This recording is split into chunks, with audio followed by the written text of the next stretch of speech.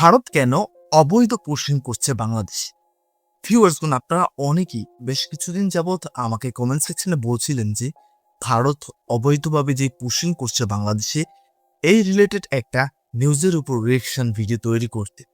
সত্যি বলতে আমি এই কয়েকদিন খুঁজেছি রিলেটেড ইনফরমেটিভ নিউজ, সেরকমভাবে পাইনি। তবে গতকালকে আমি পেয়েছি। আমার একদম ব্যক্তিগতভাবে পছন্দের একটা চ্যানেল কি কেন কিভাবে ইউটিউব চ্যানেল নিবেদিত একটা নিউজ রিসেন্টলি পাবলিশ করা হয়েছে। সে নিউজটার উপর আজকে আমি রিয়েকশন দিতে যাচ্ছি। ভিউয়ার্স, তো নিউজটার শিরোনামটা হচ্ছে ভারত কেন অবৈধ পুশিং করছে। ভিউয়ার্স, তো শুভেন্দু অধিকারী মুখ্যমন্ত্রী হওয়ার পর থেকে আমাদের পশ্চিমবঙ্গ এবং বাংলাদেশের সঙ্গে কিন্তু নতুন করে আবারও টানাপোড়েনের সৃষ্টি হয়েছে। বিশেষ করে সীমান্তের মধ্যে সেই টানাপোড়েনের শুরুটা হয়েছে। হ্যাঁ, অনেক নাগরিককে পুশিং করে দেওয়ার চেষ্টা করা হচ্ছে বাংলাদেশ। কিন্তু কেন? কি অপরাধ তাদের? কেন তাদেরকে পুশিং করে দেওয়ার চেষ্টা করা হচ্ছে? কেন ভারত সরকার তাদেরকে ভারতে রাখতে চাচ্ছে না? হ্যাঁ ভিউয়ার্সগণ, আজকে ইন ডিটেলস সেটাই জানবো।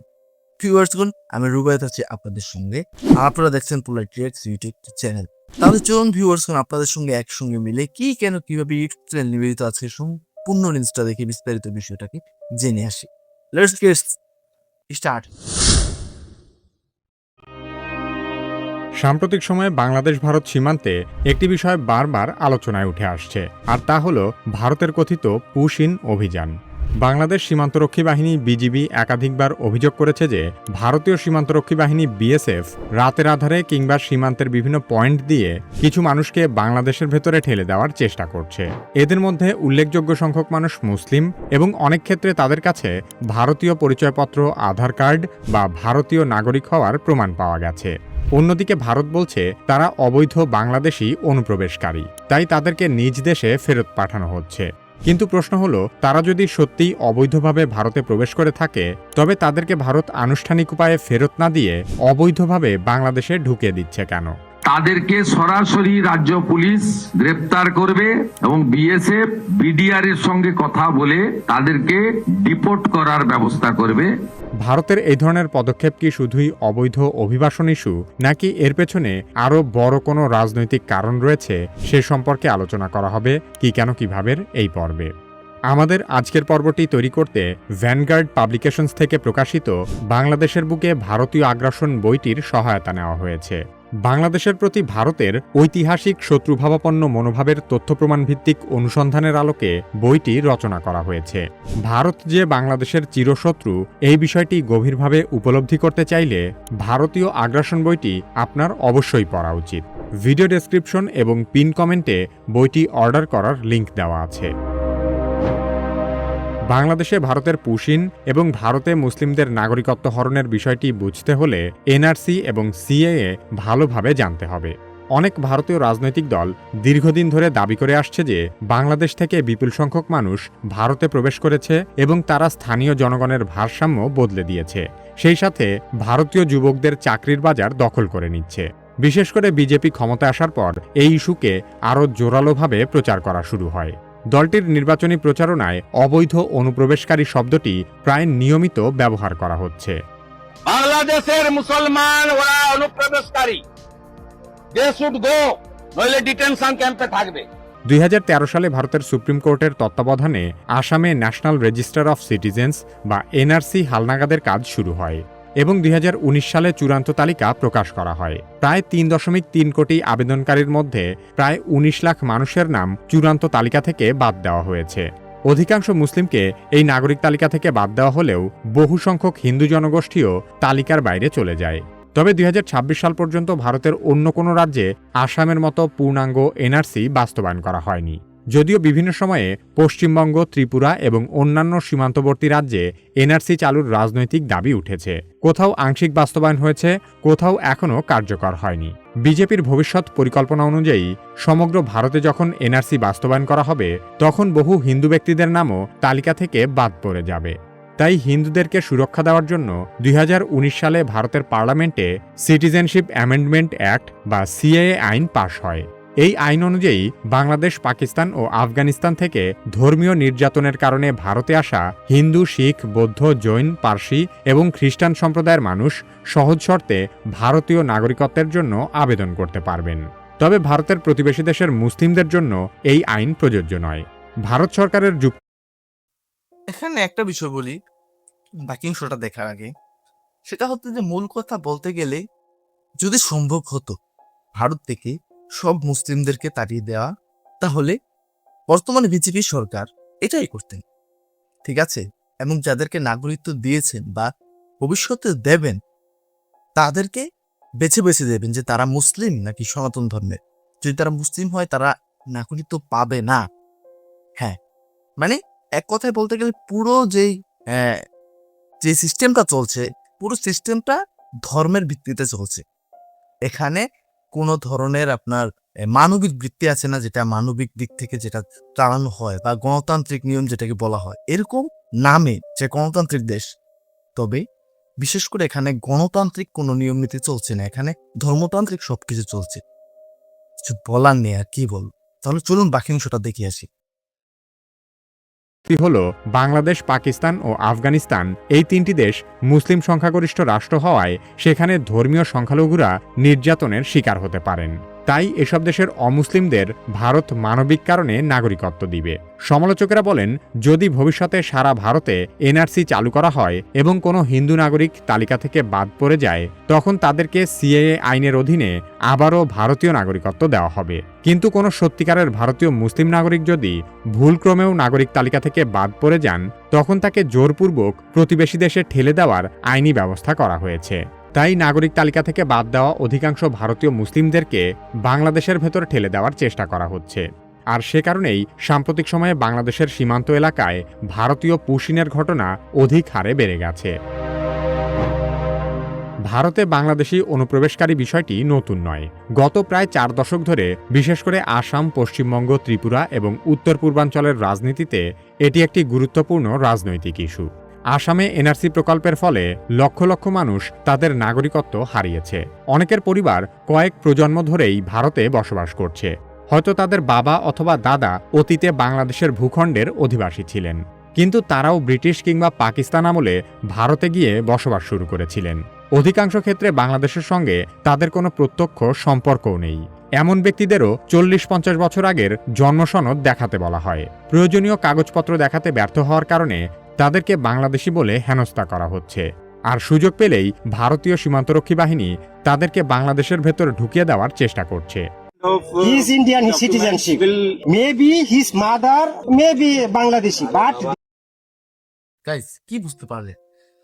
মানে পাকিস্তান আমলে আরো কত বছর আগে 1971 যুদ্ধ হয়েছে, তখন থেকে ভারতীয় মানে বাপ-দাদার আমল থেকে ভারতীয় ভূখণ্ডে বসবাস করছে। কথা বলতে গেলে অনেকের কাছে ভারতীয় আধার কার্ড রয়েছে, তারপরেও তাদেরকে এখান থেকে বের করে দেওয়ার চেষ্টা করা হচ্ছে। তো এখন কথা হচ্ছে, বাংলাদেশ তো তাদের দেশ না, তাদের বর্তমান দেশ হচ্ছে ভারত। তো তারা ভারত থেকে বেরিয়ে বাংলাদেশে কেন তাদেরকে পাঠানো হচ্ছে? আর তারা বাংলাদেশে গেলে কোথায় যাবে? আর বাংলাদেশ কেন তাদেরকে অ্যাকসেপ্ট করবে? ঠিক আছে, ভাবে চুরি চামারি করে যে বাংলাদেশে পাঠিয়ে দেওয়া হচ্ছে, বাংলাদেশ কেন তাদেরকে অ্যাকসেপ্ট করবে? সেটা বুঝতে পারছে? তারা তো বর্তমানে ভারতীয় নাগরিক। তাদেরকে এটা ইস্যু ওইটা ইস্যু দেখিয়ে, কাগজপত্রের অজুহাত দেখিয়ে তাদেরকে কেন ভারত থেকে বের করে দেওয়ার চেষ্টা করা হচ্ছে? কেন এই অবৈধ কাজগুলো করা হচ্ছে? আর বাংলাদেশ কেন তাদেরকে অ্যাকসেপ্ট করবে? কিছু বলার নেই। তাহলে চলুন বাকি অংশটা দেখে আসি। they both four are Indian citizenship. এই ঘটনাগুলোই ভারতে বলা হয় পুশব্যাক, আর বাংলাদেশের জন্য পুশ ইন। বিগত কয়েক মাসে শুধু সীমান্তবর্তী রাজ্যগুলোতেই নয়, ভারতের রাজস্থান এবং গুজরাটেও অভিযান চালিয়ে সন্দেহভাজন বহু বাংলাদেশিকে আটক করা হয়েছে।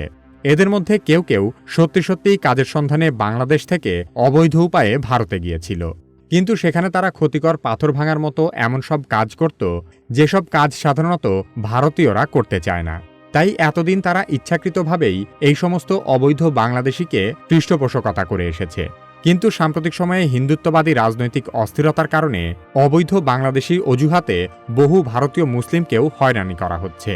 যাদের অনেকের পরিবারই গুজরাট এবং রাজস্থানের ভারতীয় নাগরিক। এমন সব ব্যক্তিদেরকে ভারতীয় কর্তৃপক্ষ প্রথমে সীমান্তবর্তী এলাকায় নিয়ে আসে, এরপর বিএসএফের মাধ্যমে বিভিন্ন নাটক সাজিয়ে তাদেরকে বাংলাদেশের ভেতরে ঢুকিয়ে দেওয়ার চেষ্টা করা হয়। তারা লাইটটা অফ করে জাস্ট তার কাটার বেড়ার যে গেটটা আছে এই গেটটা খুলে তাদেরকে জাস্ট কোনো রকমের তার কাটার বাইরে বের করে দেয়। ভারতীয় আইন অনুযায়ী কেউ যদি অবৈধভাবে ভারতে প্রবেশ করে তবে তাদেরকে প্রথমে আদালতে হাজির করতে হবে। এরপর নিয়ম অনুযায়ী তাদের সাজা ভোগের পর বৈধ উপায়ে নিজ দেশে ফেরত পাঠাতে হবে। কিন্তু ভারত এক্ষেত্রে কোনো আইনি পন্থায় হাঁটছে না। তারা কিছু সত্যিকারের বাংলাদেশির সাথে বহু সংখ্যক ভারতীয় নাগরিককে অবৈধভাবে বাংলাদেশে ঠেলে দিচ্ছে। কতজনকে এভাবে বাংলাদেশে পুশব্যাক করা হয়েছে তার কোনো সঠিক পরিসংখ্যান নেই, কারণ বিএসএফ আনুষ্ঠানিকভাবে পুশব্যাক শব্দটির অস্তিত্বই স্বীকার করতে চায় না। তবে মানবাধিকার সংগঠনগুলো দাবি করেছে 2025 সালের মে থেকে জুলাইয়ের মধ্যে প্রায় 1880 জনকে বাংলাদেশের সীমান্তে ঠেলে দেওয়ার ঘটনা ঘটেছে।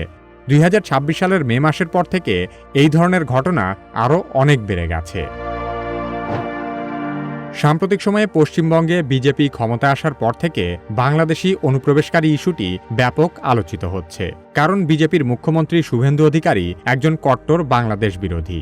তিনি তার নির্বাচনী প্রচারণার সময় থেকেই তথাকথিত বাংলাদেশিদের বিরুদ্ধে উস্কানিমূলক বক্তব্য দিয়ে আসছিলেন। বিজেপির মতে বাংলাদেশি অনুপ্রবেশকারীদের পশ্চিমবঙ্গে আশ্রয় দিয়েছিল তৃণমূল কংগ্রেস, কারণ বাংলাদেশি অনুপ্রবেশকারীরা নাকি তৃণমূলের ভোট ব্যাংক হিসেবে কাজ করেছে। এমনকি কেন্দ্রীয় স্বরাষ্ট্রমন্ত্রী অমিত শাহ নিজেও নির্বাচনের আগে পশ্চিমবঙ্গে এ বিষয়ে কড়া বক্তব্য দিয়েছেন। भाजपा की सरकार बनने के बाद हम पूरे बंगाल और देश भर से घुसपैठियों को चुन चुन कर निकालने का काम करेंगे। শুভেন্দু অধিকারী সরকার গঠন করার পর ডিটেক্ট, ডিলেট অ্যান্ড ডিপোর্ট নামে 3D অভিযান শুরু করেছে, যার অর্থ হল বাংলাদেশিদের শনাক্ত করা হবে, নাগরিক তালিকা থেকে তাদের মুছে ফেলা হবে এবং ভারত থেকে তাদের বহিষ্কার করা হবে। যাদেরকে বাংলাদেশি বলে সন্দেহ করা হচ্ছে তাদের বিরুদ্ধেই এই 3D অভিযান পরিচালিত হচ্ছে। শুভেন্দু অধিকারী এরই মধ্যে গণমাধ্যমে দাবি করেছেন অন্তত 4880 জন অনুপ্রবেশকারীকে বাংলাদেশে ফেরত পাঠানো হয়েছে।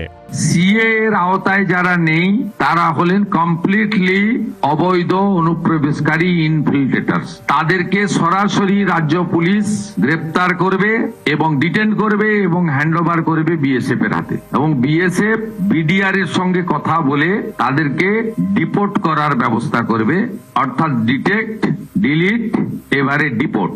এই আইন আজ থেকে কার্যকর হলো।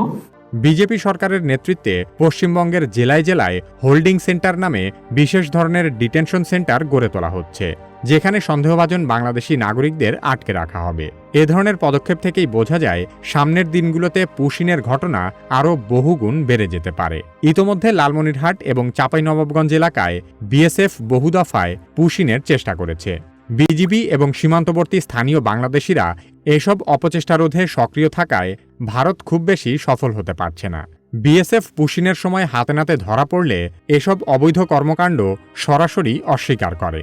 তবে কোথাও কোথাও তারা অনানুষ্ঠানিকভাবে বিজিবিকে জানিয়েছে যে রাষ্ট্রীয় চাপের কারণেই বিএসএফ এ ধরনের বেআইনি কাজ করতে বাধ্য হচ্ছে। বিশ্লেষকেরা মনে করছেন ভারতের মুসলিম বিদ্বেষী কট্টর হিন্দুত্ববাদী রাজনীতির অংশ হিসেবেই সীমান্তে পুশিনের ঘটনা বেড়ে গেছে। এছাড়া সামনে ভারতের সাথে বাংলাদেশের বেশ কিছু চুক্তি এবং দ্বিপাক্ষিক আলোচনা হবার কথা রয়েছে। সীমান্তে পুশিনের বিষয়টি ভারত বাংলাদেশের সাথে দর কষাকষির একটি হাতিয়ার হিসেবে ব্যবহার করতে চাইছে। এর আগে গত বছর ভারত সরকার কিছু ব্যক্তির তালিকা দিয়ে বাংলাদেশকে তাদের পরিচয় শনাক্ত করতে বলেছিল। বাংলাদেশ হাইকমিশন বিষয়গুলো নিয়ে ভারতের পররাষ্ট্র মন্ত্রণালয়ের সাথে কাজ চলমান থাকা অবস্থায় ভারত অবৈধ পুশিন শুরু করে দেয়। সীমান্তে বিভিন্ন অনাকাঙ্ক্ষিত বিষয় নিয়ে আলোচনার জন্য দিল্লিতে বিজিবি ও বিএসএফের মহাপরিচালক পর্যায়ের 57তম সম্মেলন শুরু হয়েছে। দিল্লিতে অনুষ্ঠিত এই সম্মেলনে ভারত থেকে বাংলাদেশে বিভিন্ন ধরনের মাদকদ্রব্য, অস্ত্র ও অন্যান্য নিষিদ্ধ পণ্যের চোরাচালান রোধ, মানব পাচার প্রতিরোধ, সীমান্ত আইন লঙ্ঘন, আন্তর্জাতিক সীমান্তের 100 গজের মধ্যে কাঁটাতারের বেড়ার মতো বিভিন্ন অননুমোদিত অবকাঠামো নির্মাণ বন্ধসহ আরও বেশ কিছু বিষয় নিয়ে আলোচনা চলছে। সঙ্গত কারণেই এবারের সম্মেলনে পুশিনের বিষয়টি আলাদা গুরুত্ব পেয়েছে। কিন্তু এসব সম্মেলন, দ্বিপাক্ষিক বৈঠক কিংবা রাষ্ট্রীয় পর্যায়ের কোনো আলোচনাই ফলপ্রসূ হয় না। অতীতেও ভারতের সাথে যতগুলো আনুষ্ঠানিক চুক্তি কিংবা সমঝোতা হয়েছে, ভারত তার সবগুলোর শর্তই কোনো না কোনোভাবে লঙ্ঘন করেছে। কাগজে কলমে ভারত বাংলাদেশ বন্ধুরাষ্ট্র হলেও দুই দেশের সীমান্তে এত উত্তেজনা বহু শত্রু রাষ্ট্রের মধ্যেও দেখা যায় না। একাধিক মানবাধিকার সংস্থার প্রতিবেদন থেকে জানা যায়, বিগত 2 দশকে অন্তত 1236 জন বাংলাদেশি সীমান্তে নিহত হয়েছে। ভারত পাকিস্তানের মতো চিরশত্রু দুই দেশের বর্ডারেও এত মানুষ মারা যায় না। শুধু সীমান্ত আগ্রাসনই নয়, বাংলাদেশের বাজারে ভারতের অর্থনৈতিক আধিপত্য, বিভিন্ন রপ্তানি পণ্যকে বাণিজ্যিক অস্ত্র হিসেবে ব্যবহার, শুষ্ক মৌসুমে আন্তঃসীমান্ত নদীর পানি আটকে রাখা এবং বর্ষা মৌসুমে পানি ছেড়ে দিয়ে বাংলাদেশকে ভাসিয়ে দেওয়া, বাংলাদেশের নির্বাচনে হস্তক্ষেপ করা, বাংলাদেশের রাজনীতি ও প্রশাসন ব্যবস্থায় ভারতীয় গোয়েন্দা সংস্থা রয়ের অনুপ্রবেশ সহ এমন কোনো ক্ষেত্র নেই যেখানে ভারত বাংলাদেশের ক্ষতি করার চেষ্টা করে না। ভারত যে বাংলাদেশের কতটা ঘোরতর শত্রু এবং ভারতীয় আগ্রাসনের নীলনকশা কতটা গভীরভাবে কাজ করে তা ভালোভাবে বুঝতে চাইলে ভ্যানগার্ড পাবলিকেশনস থেকে প্রকাশিত বাংলাদেশের বুকে ভারতীয় আগ্রাসন বইটি আপনার অবশ্যই পড়া উচিত। বাংলাদেশের প্রতি ভারতের ঐতিহাসিক শত্রুভাবাপন্ন মনোভাবের তথ্য প্রমাণ ভিত্তিক অনুসন্ধানের আলোকে বইটি রচনা করা হয়েছে। ভারত বাংলাদেশ সম্পর্কের গোপন ইতিহাস এবং ভারতীয় শত্রুতার গভীরতা উপলব্ধি করতে চাইলে ভারতীয় আগ্রাসন বইটি কিনে পড়তে পারেন। ভিডিও ডেসক্রিপশন এবং পিন কমেন্টে বইটি অর্ডার করার লিংক দেওয়া আছে।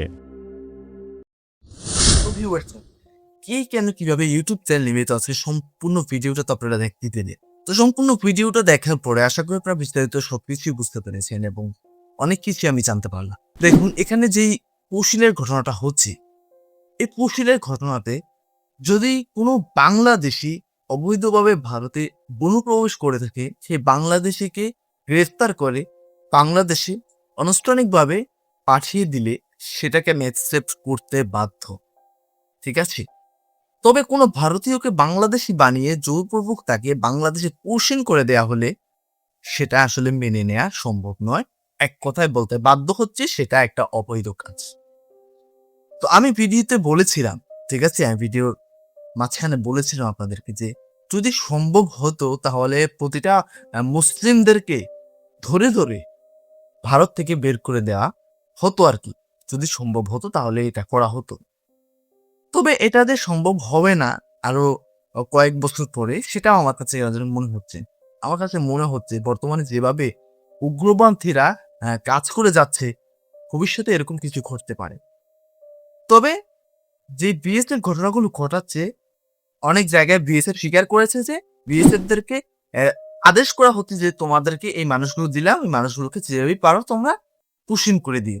ঠিক আছে? এইরকম ভাবে বিএসএফদেরকে দিয়ে কাজগুলো করানো হচ্ছে। তবে এখন বাংলাদেশিদের কি করা উচিত, মানে বাংলাদেশ এখন কি করতে হবে? অবশ্যই বাংলাদেশের সীমান্তে লাইট লাগাতে হবে, বড় বড় পাওয়ারফুল লাইট গুলোকে একেবারে সিরিয়ালে লাগাতে হবে এবং সব সময় রাত শুরু হলে অলওয়েজ সেই লাইটগুলোকে জ্বালিয়ে রাখতে হবে এবং সর্বক্ষণ বিজিবিকে পাহারা দিতে হবে। এবং ভবিষ্যতে যে এই ঘটনা আরো ঘটবে সেটাও কিন্তু আমি শিওর দিয়ে বলতে পারছি, কারণ বর্তমানে যারা চেয়ারে বসে আছে, যারা মুখ্যমন্ত্রী, তারা সবাই বাংলাদেশ বিরোধী, মুসলিম বিরোধী। তো ভিউয়ার্স গুলো এই ছিল বিস্তারিত। তো এই বিষয়টাকে নিয়ে আপনার ব্যক্তিগত মতামত কি, অবশ্যই কমেন্ট করে জানিয়ে যান। আজকে সম্পূর্ণ রিয়েকশন ভিডিওটা ভালো লেগে থাকলে আপনারা চাইলে আমার ইউটিউব চ্যানেল সাবস্ক্রাইব করতে পারেন, ভিডিওতে লাইক করতে পারেন। আমি বিদায় নিচ্ছি এখানে, দেখা হবে পরবর্তী কোনো একটা ভিডিওতে। ততক্ষণ পর্যন্ত সকলে ভালো থাকবেন, সুস্থ থাকবেন। আল্লাহ হাফেজ।